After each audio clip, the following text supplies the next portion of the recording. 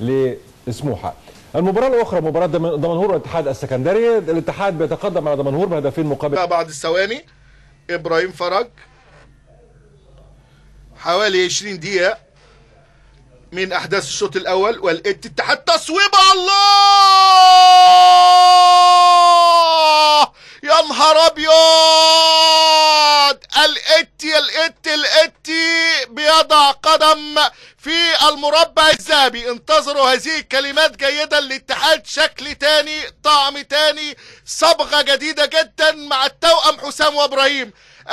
لم 90 ورحنا الجزائر، كابتن طارق يحيى حط كرة بالكربون، اعتقد كانت في الجزائر. اوبا! مش ممكن على طريقه كريستيانو رونالدو. مش ممكن يا جماعه. قلت لكم دي هتلاقي مواصفات خاصه. اسالوا القدير طاهر ابو زيد والجميل طارق يحيى، واسالوا هذا اللاعب مين فتحي مبروك. من بدايه اللقاء اشدت بيه. سبحان الله سبحان الله. لكل مجتهد النصيب يا جماعه. هو مش كده، مش كلام بس، مش كلام بيتقال.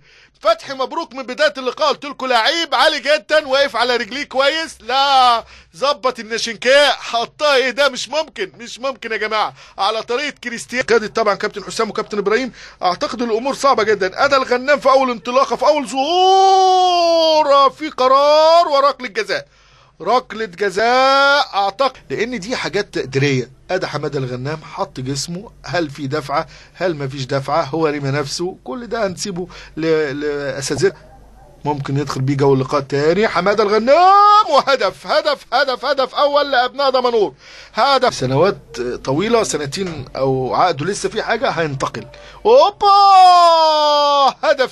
هدف تاني سرقوها والله. مش ممكن يا جماعه. 3-2 3 زياده. ادى 17 من العاب دمنهور بيلعب كره بينيه جميله ل 27 البديل حمدي فتحي.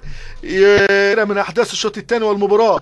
تعلقت المباراه. شوف سبحان مغير الاحوال، من 3-0 ل 3-2. وده حمدي، وده العرضيه، فرصه هدف.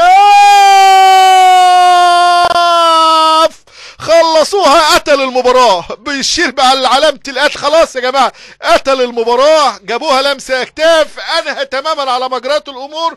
هذا اللاعب محمد حمدي عريس الليله. محمد حمدي هداف فريق الاتحاد. هدف جميل جدا يا جماعه. قلت لكم من بدايه اللقاء انتظروا هذا اللاعب. وبص على الله، خد على رجله ايه، تحس ان في صدره مغناطيس.